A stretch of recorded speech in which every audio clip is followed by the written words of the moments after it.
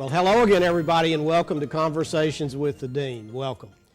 My guest today is Liza Massey, who is the new CEO of the Nashville Technology Council. Right. Liza, welcome to Lipscomb. Thank you. Glad to be here. Well, we're honored to have you, and you're a brand new Nashvilleian. You've just come to Nashville to be the CEO of the Nashville Technology Council. What is the Nashville Technology Council? The Nashville Technology Council is a member-based organization. Our mission is to help the tech community in Middle Tennessee succeed. And the reason we use the term tech community is that we have member companies, and we have over 410 of those, so it's a very large organization. And they're typically technology providers, software, hardware, services, but there also are large companies who have big technology operations. And so, as you could imagine, we have a number of healthcare companies that are members. Nissan's a member. We have hospitality. O'Charlie's is just a new member. Banking, finance, you name it. If they have an interest in technology, they're members. We also have a lot of startup companies and small emerging growth companies that come out of the Entrepreneur Center who are members too. And so we have a variety of customers, we call them, and we have a variety of level of individuals that participate. And so we do a variety of programs to try to support them.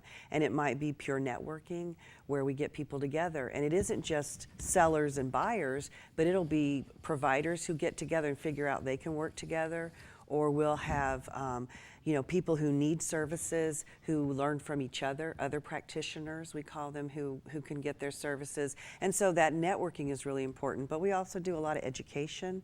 We do economic development in terms of helping the technology community here.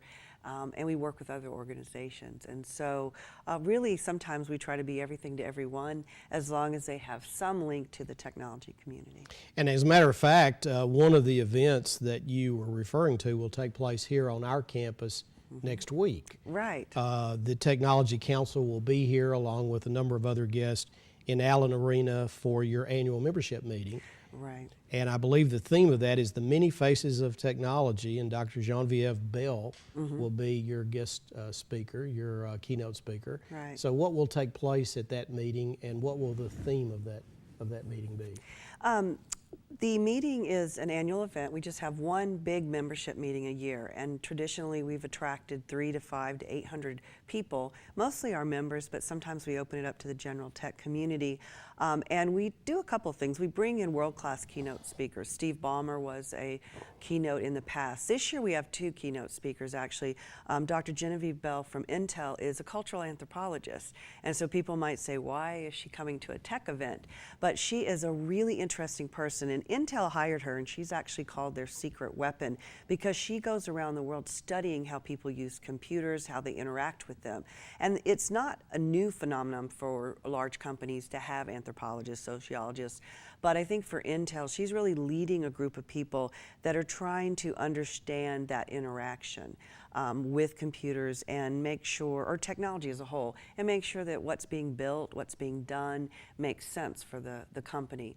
She is a very fascinating person. We've watched some YouTube videos and read a lot about her, and we feel just so honored that she's going to join us because she really is known worldwide and a very, very sought after person. The second keynote we have is Penny Hersher, and she is now the CEO of a company called First Rain, and they do analytics and deliver content.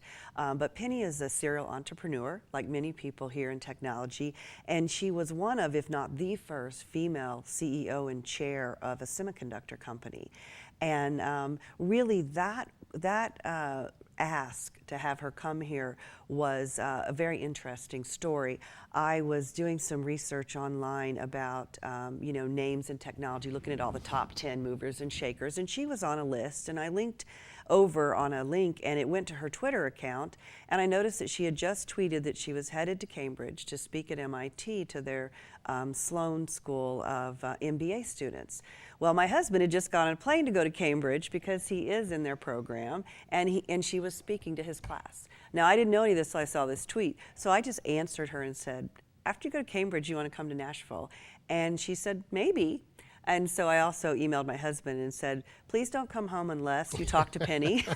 And bring her. And get her to come to the breakfast and speak, because she's also fascinating. And so She said yes, that once she realized she could come next week, it worked in her calendar. So we ended up, frankly, getting a yes from both Dr. Bell and Penny almost on the same day. And so instead of just, really worrying about one speaker, we have two phenomenal, they're both entertaining, interesting, come at the subject from different perspectives. So in addition to their keynotes, we've invited several, local elected officials that we work with. We hope to have some in the audience. We hope to have them speak a little bit about what technology means to Nashville, Middle Tennessee. And then I'll speak about what the NTC kind of highlights of 2011. And then we'll talk about what we're doing this year in 2012 in terms of our programs and our focus. You asked about the theme of it. We pick a theme every year. This year we picked the many faces of technology because, frankly, technology really doesn't care who you are, what you look like, where you're from, where you're at, when you're delivering it. And we have a very diverse set of members, and I mentioned that. And so we want to make sure that our programs and what we put out there is also very diverse, that all groups are represented. And so that's really going to be a theme of ours. And then, frankly, technology changes all the time. Its face always looks different. It used to be a big clunky terminal and then a computer and a laptop and a tablet, now and smartphones. And so even the technology itself, its face changes and how we interact with it. So we thought we'd tie that all together. Well, that sounds great, and we appreciate you coming to Lipscomb with that event. Last year we had, I believe, over 130,000 people attend events like that on this campus. So we're delighted to have you and to honor you by having you on our campus. Let's go back to the mission of the Technology Council for just a minute. Now, you've had an interesting career. You've lived and worked on the West Coast. You've lived and worked on the East Coast. You've been a part of the Silicon Valley community. We don't normally think of ourselves as a hotbed of technology. And yet you must think we are, or you wouldn't have come all the way to Nashville to run the Technology Council. What do you see as the future of technology in Nashville? Certainly, the Nashville is a fairly well-kept secret, not in healthcare technology, but just as a technology community as a whole. I was not as aware of the thriving community that you have here until I did some looking. But it certainly brought us here. And there's also other reasons we came here. Obviously, a great quality of life, nice people, central location, etc. But if I look at Nashville as a whole, I think one of my responsibilities and the NTC's responsibilities is to ensure that that tech sector continues to grow and becomes better known. And so bringing in world-class speakers and then them going back out and talking about being here and the publicity that brings, or educating or trying to help relocate companies and employees to Nashville are all very important. If I look out in the future, I think that the trajectory that Nashville was already on for healthcare technology will continue, and there's going to be innovation that comes out of Nashville in that sector just because we've got the intersection of so many healthcare companies here and then the Entrepreneur Center. And so we already see that happening. But I think you're going to see other communities really start to grow and be noticed. One would be the whole social and digital media. We have a very thriving core group of companies and entrepreneurs in that space. And so as things move off of paper and just off the computer into social media and other ways to advertise, to connect, to do business, we have those people here. And they're also populating the Entrepreneur Center, and they're starting to come together. And we're having an event in February around that whole topic. And so I think we're going to see that sector grow. And then as we become more mature in technology as a whole, I think we'll see other areas where innovation can come out of Nashville. When people say, why Nashville? My answer is, why not Nashville? We have all the ingredients. What we have to do is get people to see beyond what's made Nashville well known, and that's the music, and then now the healthcare. We have to move a little bit beyond that and say, okay, we are also have a great way of life no matter where you are in technology. One of our events called Technology Nashville, or Tech Nash, is actually going to really look at the different sectors we have here, 4 or 5 of them, all the way from the young, hip coders, we call them the cool kids, to the tech hipsters, which is really the social media 30-something emerging companies, to our corporate America, and then to our C-suite of technology leaders. That's just 4 sectors I can name off the top of my head that are out there pushing the envelope on what technology can do, what companies they're starting, and then what they're requiring of our vendors and our big companies. And we have all the large companies here with a presence. And so really, I think that we have a lot going on maybe we don't know about as well, or the rest of the world doesn't know about, that NTC sees as part of our job to make it better known. So you can think about Silicon Valley, or you can think about the Research Triangle, but I think people are going to think about Music City and realize that it's a Techville, or whatever you want to call it. Or maybe they'll think about Medical City. Yeah. Because the intersection between technology and healthcare is a really interesting place to be these days. Mm-hmm. The Healthcare Reform Act, of course, placed a great premium on development of higher levels of technology as applied to healthcare. Mm-hmm. We just started a new Master's in Health Informatics here at Lipscomb, the first of its type in the area. And so as you look at the future of healthcare, as it intersects with technology, where could you see that process going in the next few years in terms of the way we'll do healthcare? Really, healthcare IT or HIT is probably the fastest growing, most interesting sector of the application of technology today. Some of it is driven by the legislative acts, but also just by the amount of funding that's going in there, and then the dynamics of our changing population, our aging population, and the need for health care. I believe one of the things that technology is going to do, and we already are starting to see it, is really flatten or level out the landscape of the ability to get quality care. And I'll tell you a quick story. My husband and I were in Montana, and we're big snowboarders.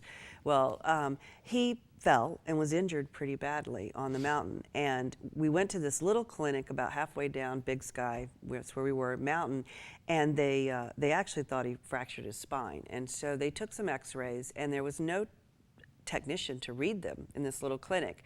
They read them because they were digitized. They read them, the doctor was on the phone, the person reading the images, the radiologist was on the phone in Pennsylvania or somewhere, and they had this discussion, and they were able to take care of him, do what they needed to do, and we were able to leave.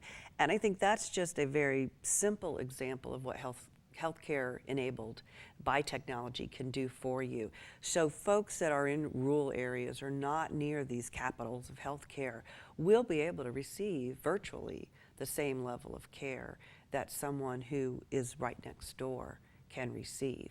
I think that's something people have talked about, but today's technology is enabling that. The other piece of it is, I think that the technology is getting easier to use. And so, for instance, people like to play these new games where it's you move your hands and you move your body and it makes the game move.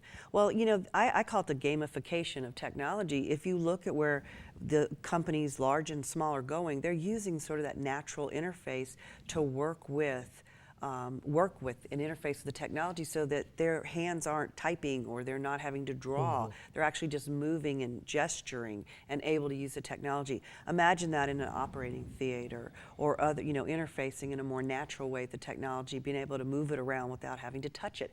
Imagine staying sterile.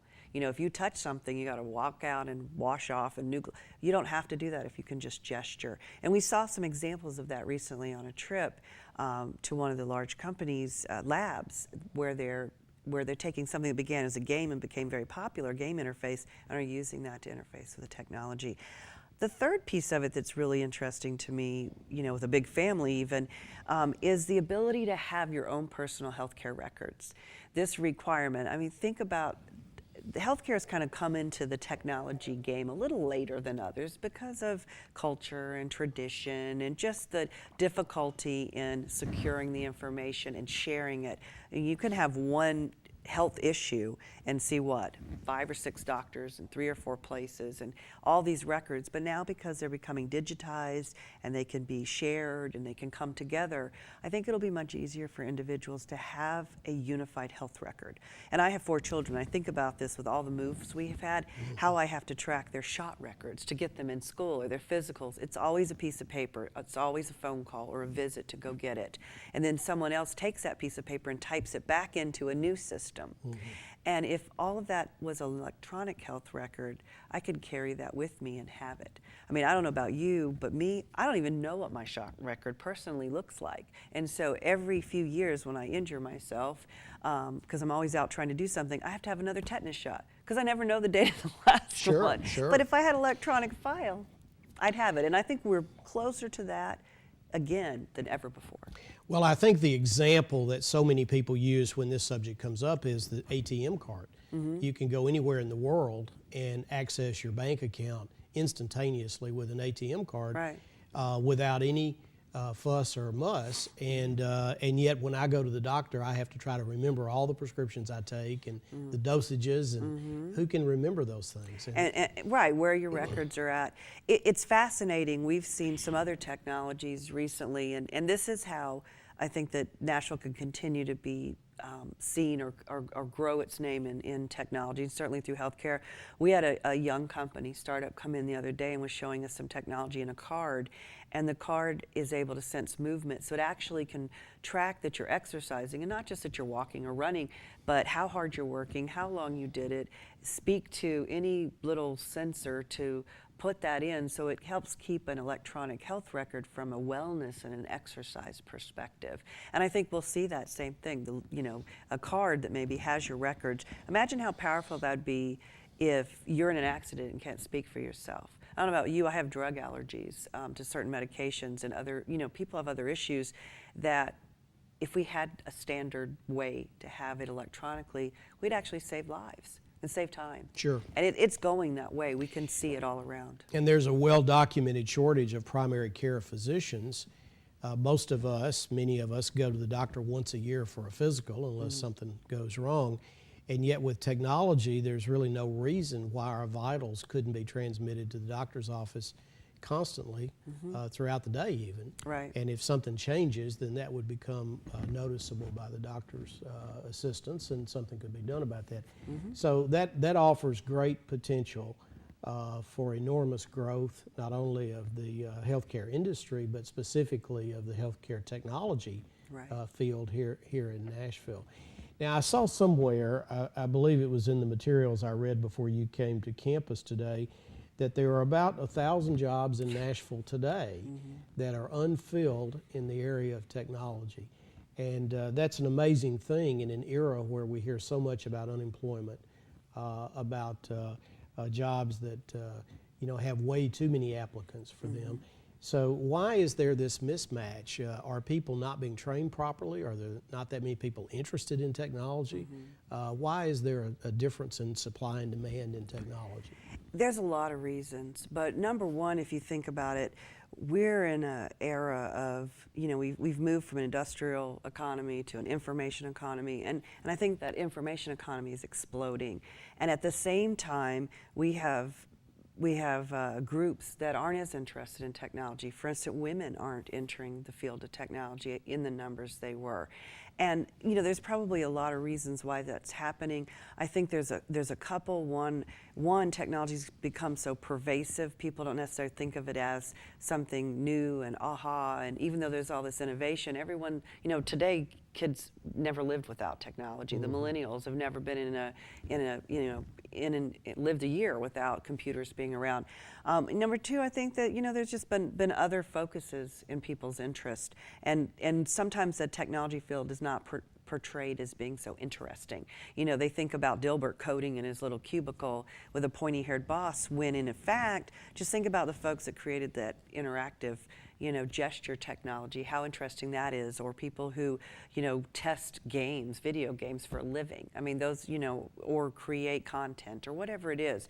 There's so many professions. I don't know that we've done as good of a job as in advertising and marketing technology as we could have. I also think that it's societal in that many folks think, and I run into them everywhere, that to get into the technology field, you have to follow this progress. You have to go to school, you have to go into engineering, you have to have 4 or 6 years undergraduate, then you go to graduate, and then all of a sudden you're out, and then you're a coder.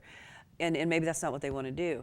There are a lot of roads to these positions that one of our missions at the NTC is to try to help connect those roads into these openings. You're right. The number of available jobs in Middle Tennessee in the tech arena has hovered between 800 and over 1,000 for about 2 years. There was a dip in it when the economy was real bad around the flood, but that number has remained very high. And we do a quarterly jobs report where we look at the number of open positions listed on from large employers and large job sites and recruiters in Middle Tennessee and all of Tennessee. And so Middle Tennessee last quarter had about 929 openings that we found. All of Tennessee had about 1,450. So a concentration of them are here around technology.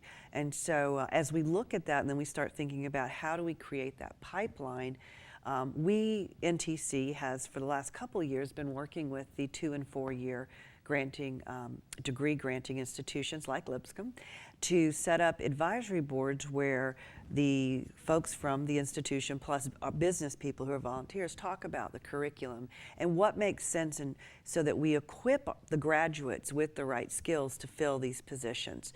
And so that has been very, very successful, but it's a long-term initiative. We even work with the high school students to get them interested in science, technology, engineering, and math, the STEM programs. Davidson County has STEM academies. Williamson County has the same focus on that. Those are all great movements. We've even started working with 8th graders and 5th graders to get them excited about technology, to talk about the technology field, so as they think about their career path, they move forward. But if you think through that, that's a 2, 4, 6, 8, 10-year progression to the pipeline. But it has been helpful. I mean, we've seen programs like you have where it's taking that 2 years and squashing it down to 12 months. I hear people are looking at 5 months to move people in those positions. And we're very excited, and that's very needed. But with the long-term approach, we know we have this short-term immediate issue. So we're working with the Chamber and the Governor's Office and the Mayor's Office of Economic Development here in Nashville, and we're looking at 3 other things that we can do that are short-term. One is, how do we recruit not just companies in that bring all these jobs, because Nashville's terrific at relocating companies and having them establish a presence or a headquarter here, but how do we target people and bring people in with the right skills for these jobs? And so we're looking at targeted talent recruitment that the Chamber will lead up that effort, but will support them. And then we're looking at how do we take people who are underemployed, want to change career paths, or maybe even unemployed, whose skills do mismatch this number, and how do we train them and get them into these positions? And what entities, whether it's colleges, universities, for-profit, nonprofit, what training programs, our tech center, through Metro Nashville's efforts, how do we retrain these people into the jobs, and how do we connect them with the jobs? And so that's another focus. And then for the folks we do have, how do we get there, make sure their skills remain current? Because as the environment changes, we don't want to leave people behind in the tech field. Overall, though Nashville's not unique in this problem, I think that we are better off in that the economy has done better here, and our tech unemployment rate's around 2%. So throw out the 10s and 11s and the 9s and the 7s, it's about 2% here, which is fantastic. But if we look around the country, other corridors that have a lot of tech employees are seeing the same thing, and it is a skills mismatch. And it is this idea that there's only 1 or 2 ways to get here. We really have got to look at all these ways that we can get folks with the right skills to meet up with a job. And it's always changing, so it's going to continue to be a challenge. Well, what we did here, Liza, was we created a very unique degree that was a collaboration among academic disciplines of engineering, health sciences, and business. We looked at the need in the marketplace, and we said, okay, it's not any one of those, it's a combination of all 3 of those. And as we move forward, we may determine it really should be a little more of one or a little less of another. But at this point, it's about equally designed to be spread among engineering, the IT part, health sciences, the clinical part, and the College of Business, which is the business and management part. So do you agree with that approach? Are we taking the right approach, or do you think we should have taken a different approach? I think Lipscomb has taken the exact right approach in looking at what the market needs, number one. As we create these advisory committees or encourage universities and colleges to have them, It's always a delicate balance between education for education's sake and education for workforce sake. And if you look at the NTC, we're going to lean a little toward workforce sake because we need the employees and we know people want to be employable. So I think bringing in the College of Business and bringing in the health science, because HIT is hot, and when we do the jobs report, the top 5 companies that need employees are usually 4, if not all 5, healthcare related. And then bringing in the science, the engineering, I believe that gives you a really well-rounded person that will meet today's and the near future's work requirements. We actually created a second master's degree in the area of IT. We created a master's degree in information security, which is another amazing area. We had one of the leaders of the FBI cyber practice speak on our campus just a few weeks ago, and I was just flabbergasted to hear him talk about what the risk was and the danger just to average businesses out there in terms of having personal records and private records stolen through cybercrime by organized criminals around the world who are penetrating these defenses that companies think that they have erected. Do you see information security as big a growth area as the health information technology we've just been talking about? Absolutely. If you think beyond Nashville, definitely information security is huge. For Nashville, I think that people may look at healthcare and healthcare IT employees, but I heard a speaker not too long ago talking about this topic, and the value of a healthcare record is actually higher than the value of a Social Security number. Really? Yes, like 10 times. And so if we think about healthcare and information security and put those two together, it's a huge space.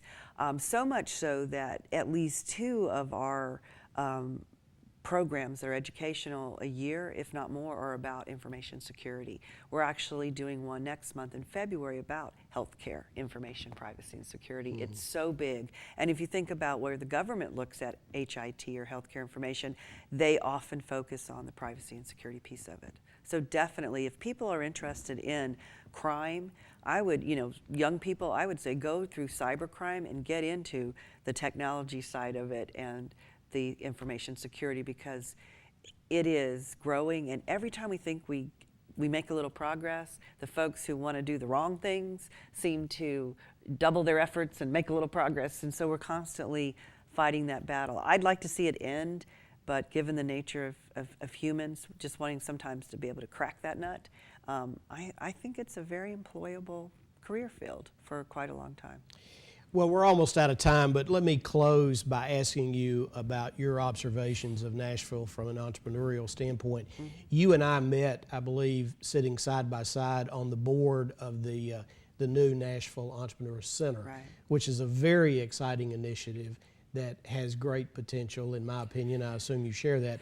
But I wonder, from your observation, you've been fortunate to live and work in very entrepreneurial areas around the country, including the Bay Area. What is your observation of what we're doing right, or maybe what we're doing wrong in terms of entrepreneurship here in Nashville? Actually, I think there's a lot of things that we're doing right here in Nashville. Our offices are in the Entrepreneur Center. We share space with them, and so it's great to see how that's happened, how that works and how that's going. One of the things that we could do better is have more capacity to incubate organizations, and the good news is this year in 2012, when we relocate up to the trolley barn, we're going to double or triple the capacity to incubate companies. I think that's going to make a big difference in the number of companies that are able to go out there. Aside from that, I'm amazed at what's happening. I lived in Silicon Valley during the dot-com boom, and I can tell you that the community was amazing for innovation and entrepreneurship, but it wasn't as tight-knit, and it wasn't as supportive. Here it seems like the watchword or the watch phrase is there's enough for everybody, and you see entrepreneurs that are serial entrepreneurs, very, very successful, helping young startups craft their ideas and make them marketable to the venture capitalists, who they may then end up go and ask for funding too. Or the angel investor population here is huge. I know this from the inside as someone who started a business. The last thing I did, I ran a very small consulting firm, but when I was in Las Vegas starting it, I went through the chamber, went through the entrepreneurial process, and although it was fairly organized there and supportive, it can't hold a candle to what Nashville has. And so I would say that it's strong, it's vibrant, and it's just going to get even bigger and better, which is exactly what we need to continue pushing our image of a innovative, entrepreneurial, technologically, exciting place to be. Well, Liza, welcome to Nashville. Thank you. We're delighted to have you. Now, I'll warn you that I've known oh my goodness, I don't know how many people who have come to Nashville like you from many other places, but they've never left. And I hope that happens here. I really do. We do too, and we're delighted to have you in Nashville. You're doing very important work. Thank you. And so thank you for coming to the Lipscomb campus, and we look forward to the event next week, and we look forward to getting to know you better as time goes on. Great. Thanks for having us. My guest today has been Liza Massey, who is the new CEO of the Nashville Technology Council. Thanks for joining us. We'll look forward to seeing you again soon on Conversations with the Dean.